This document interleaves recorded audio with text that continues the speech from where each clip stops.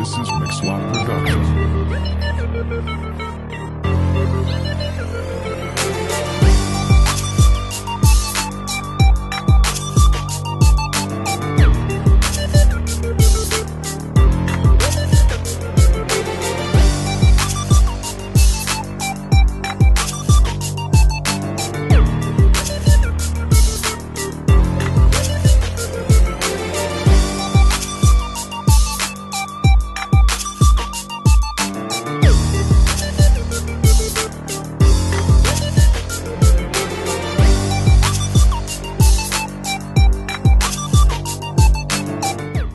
Hello, good day and welcome. Well, it's another edition of the program Money Talk. You're welcome once again. I'm your regular host, Gabriel Kuman.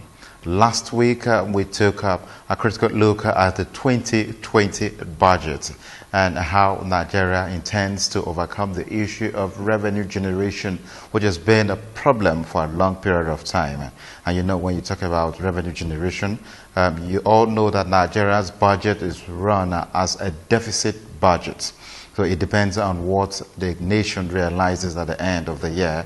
It has made it very difficult for budget implementation and to improve. Nigeria do between 50 and 60% of budget implementation.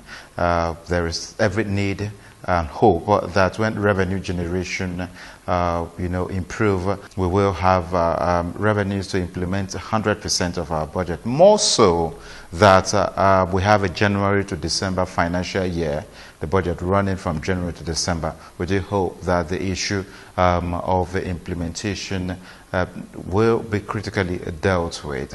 Today on the program, as I did promise last year, we'll be taking a cursory look at what events, economic events, shaped the year 2019. The 2020 budget that was submitted in 2019 and passed by the National Assembly and signed by Mr. President, the African Continental Free Trade Agreement that Nigeria became a signatory to, which we're waiting for it to take effect. We also have the issue of Anchor Borrowers Program and several other issues. Elections, how all of this affected the year 2019 and affected the economy of Nigeria. I'll be doing this talk with a financial analyst. He is Mr. Fred Idehai.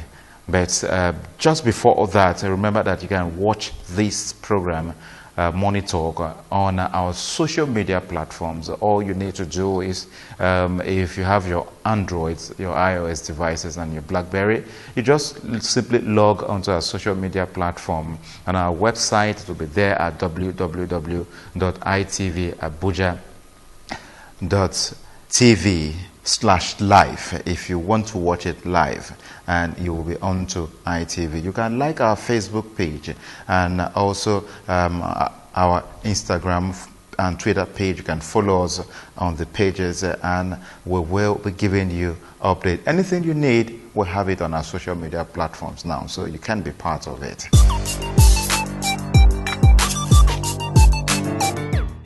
Now let's get started. We're looking at 2019 in retrospect.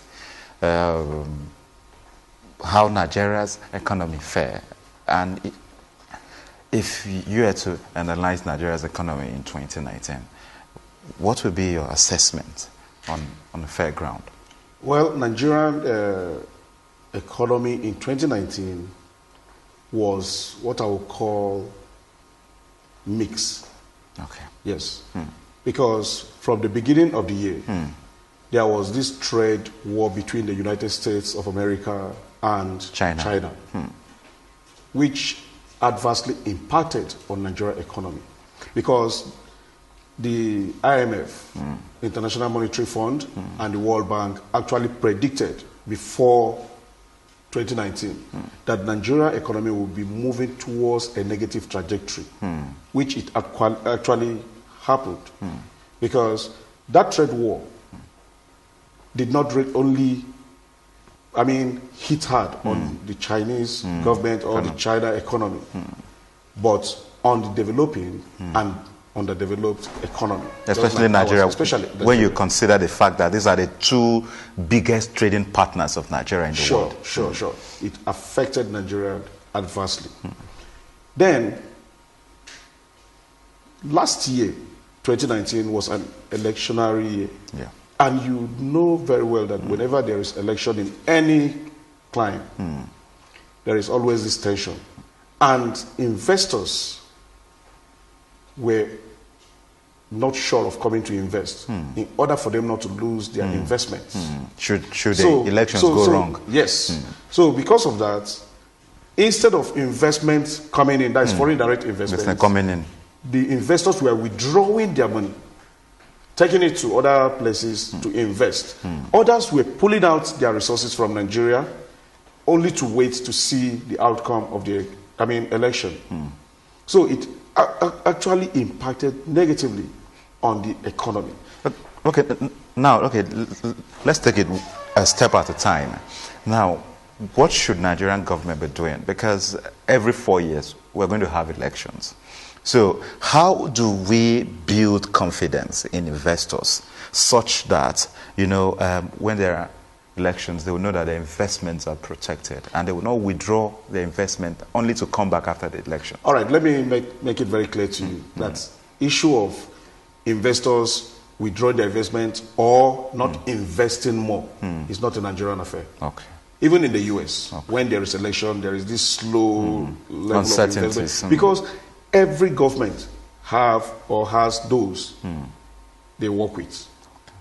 So everybody will be trying to test the depth of the water with just a foot. Not jumping into the water with his 2 feet. Legs. So that is just what happened. Most investors were waiting. And as you know, after the election, things started picking up. Because the president that was there before, that is our most respectable president, Mr. President Muhammadu Buhari, came back, returned. So it equally gave investors that confidence that, this man is back. And there was no post-election violence. There was no post-election violence. So let's just come in and continue from where we stopped. And after that election, if you watch as a finance and economic correspondent, if you look at it very well from the eye of a journalist, you realize that there was this upward shift of investment from the point we had then to, a more, comfortable point. So it is a global thing, not a Nigerian thing. Okay. So it's not as if we're saying that it is only when there is election in Nigeria that things stop. No. Ghana, South Africa, even US, that is a developed economy. It happens. Most people will be so not very optimistic in putting their money where they are not sure of. So that's just it. Okay. Now, moving from there, what other events, shaping our economy in 2019? Yeah, in 2019, Nigeria budget performance, to me, I don't really know what they are talking about, was, below par. Okay. The budget performance was down there. To me, I felt that it's not just about talking about budget. It's what have we done with the budget? There was, little or no releases. They may be giving us figures, 50% performance, 75% performance, but let's see practically. The Minister of Finance said 1.2 trillion was released for capital projects. That is what I'm telling you. It's not just about that. What was it used for? Did the MDS actually utilize the releases? Was it actually, or did the releases actually get to the ministries, department and agencies? Those are, topics for another day, not for today. But that equally impacted adversely on the economy. Then let me quickly jump to another.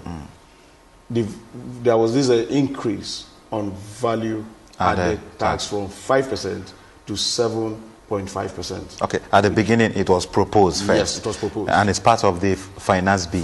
Yes.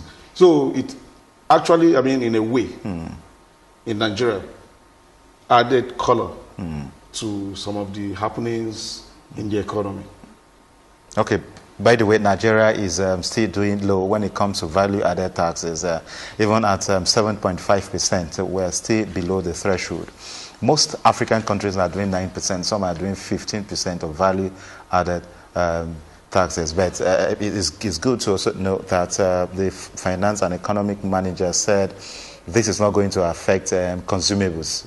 Those are foods, food items you buy in the market, except a value is added to it. Except you buy raw food and it's cooked in a restaurant, then you have to pay value-added taxes. Now, most of Nigerian budgets are running on deficit. You know, we just prepare a budget with no money on ground. We're expecting to generate money from taxes and other royalties that come in to the government. How can we deal with the issue of budget performance if we are not certain of where the resources are coming from? Let me be very honest with you.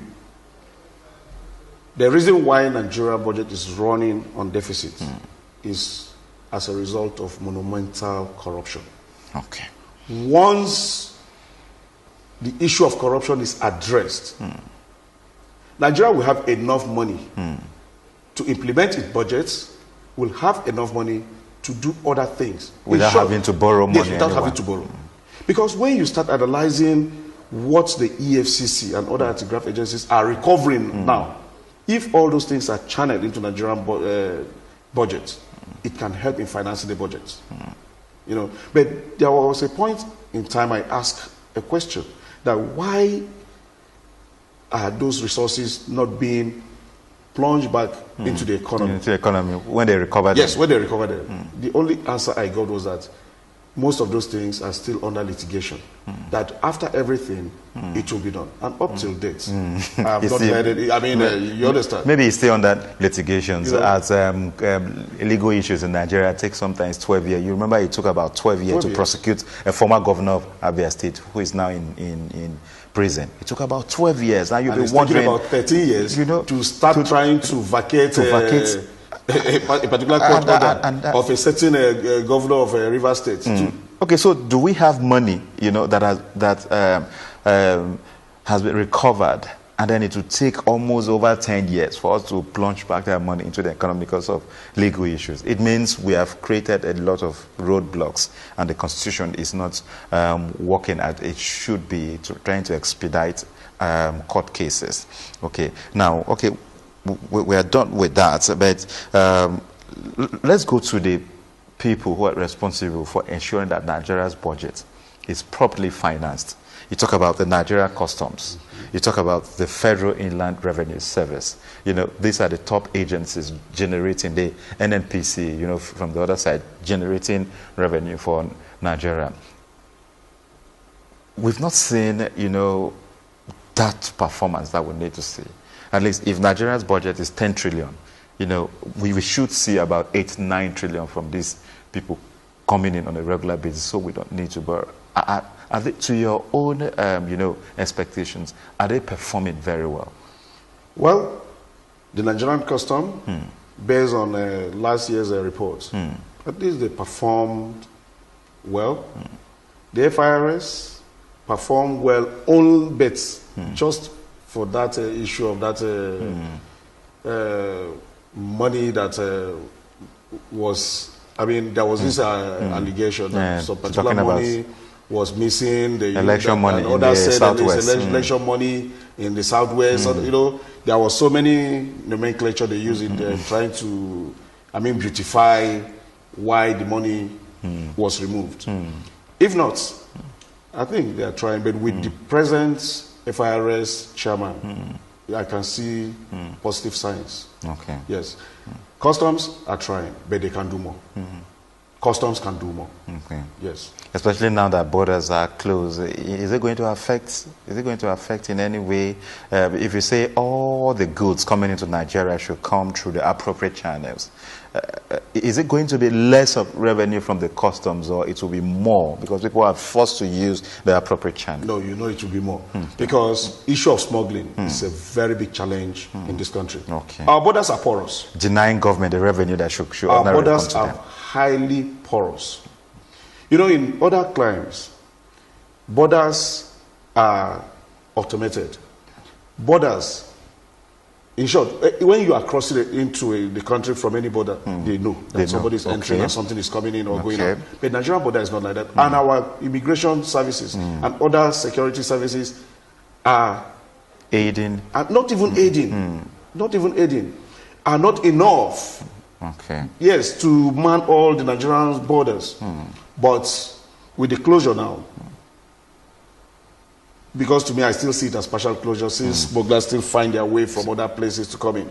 With the closure now, it will generate more revenue. Custom will generate more revenue and other revenue generating agencies at the borders and ports will equally help in, generating more revenue for the country.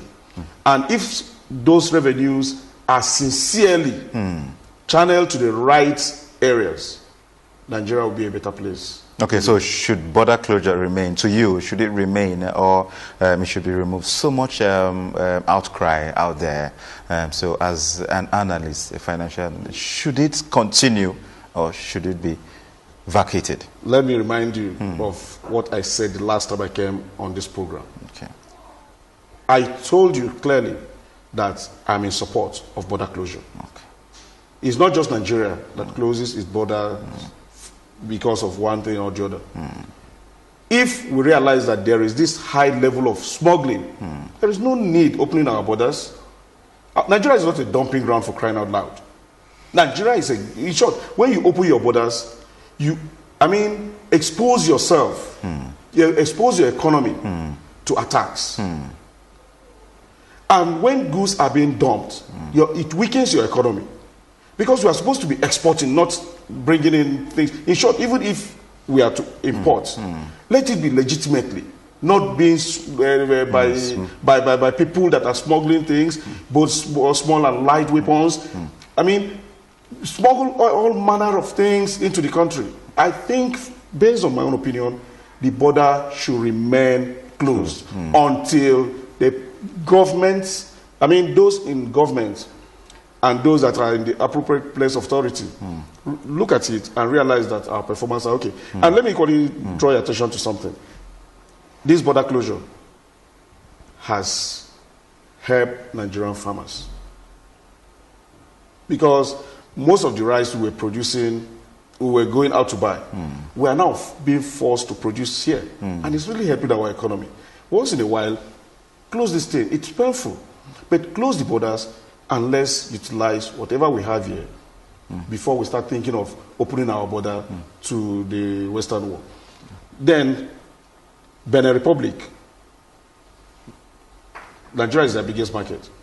They bring all these so-called Tokumbo goods from Europe and everywhere and dump it there. And dump it here in Nigeria, which is not right. So it weakens the economy. So the president and other economic management team should look at it critically. If it means extending the border closure for 1 year, why not? Okay. We're already getting used to it. When at the initial stage, it was pinching.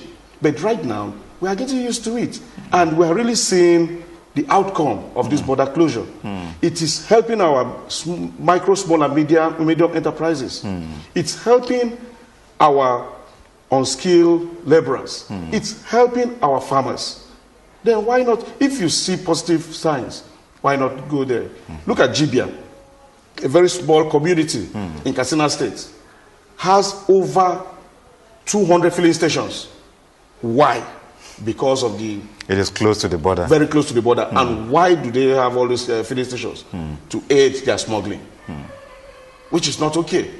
So government should do more and enforce serious and stiffer measures in ensuring that not just the border closure should not just be lip services on the western and eastern region, but it should equally apply on all the northern axis, so that it will be a total and holistic closure. As a country, should we be talking about perimeter fences at our borders? Maybe not the physical fences, but maybe we're talking about desertification.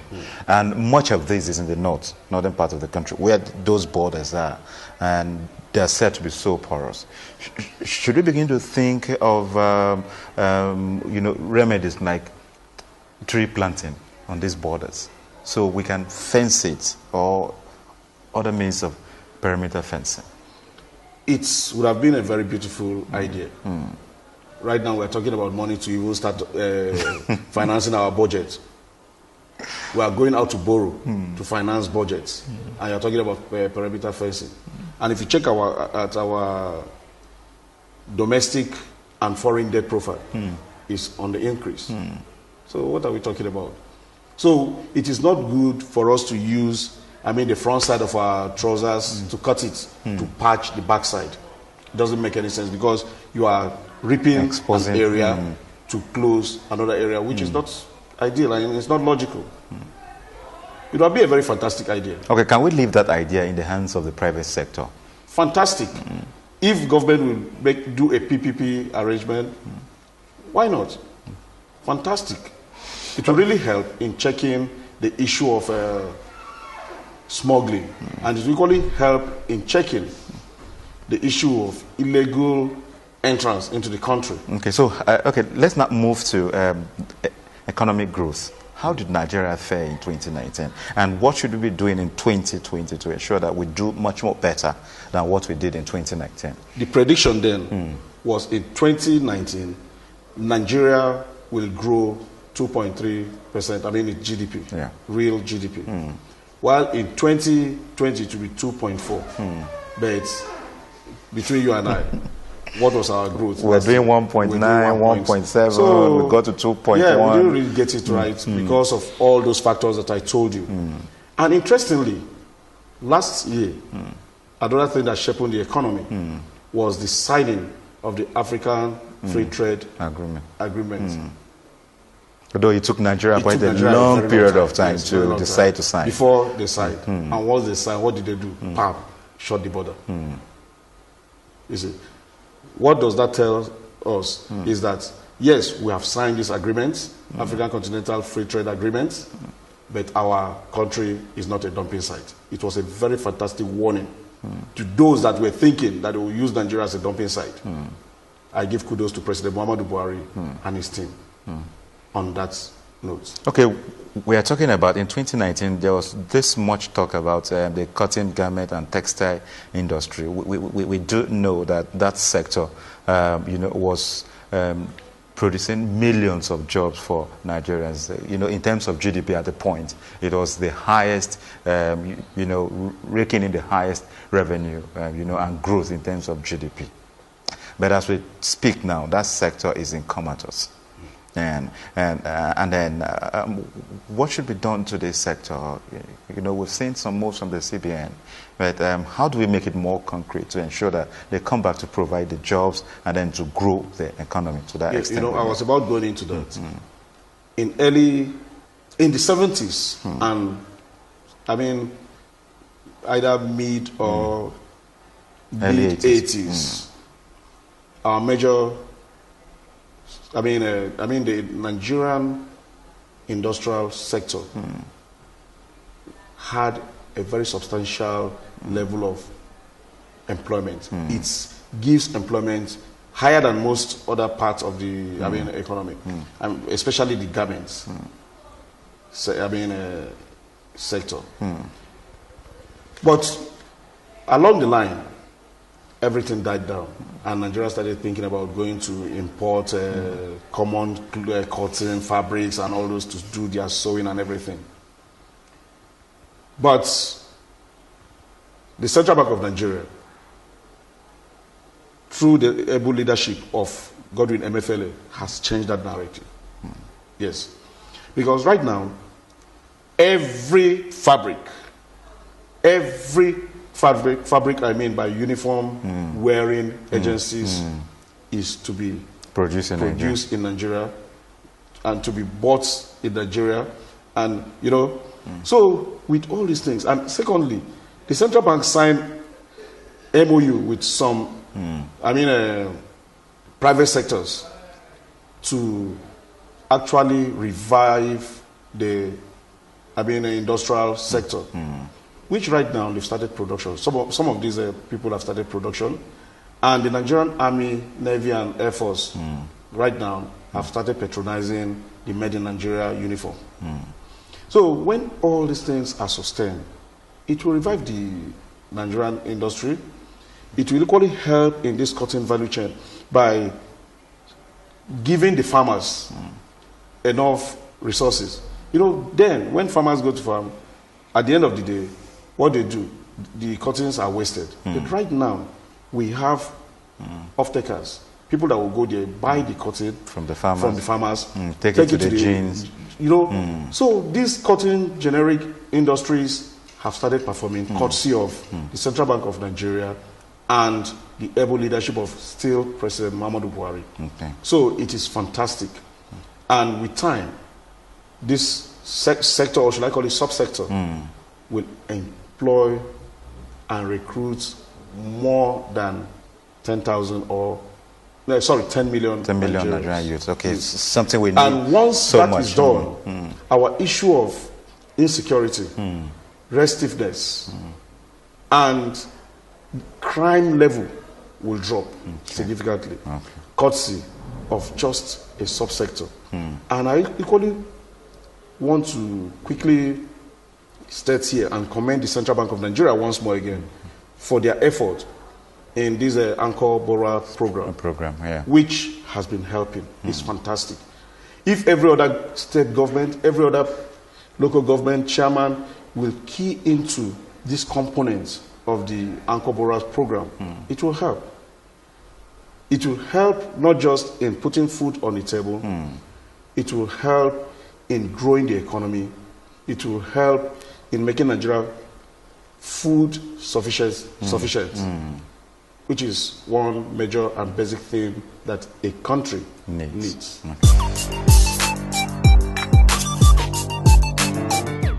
Well, this program is specially designed for you, and you can advertise your products on this program, and you can also participate again on this program. In case you have some products or goods and services, both in the formal and informal sector, that are business-like, and you want to advertise, you're welcome.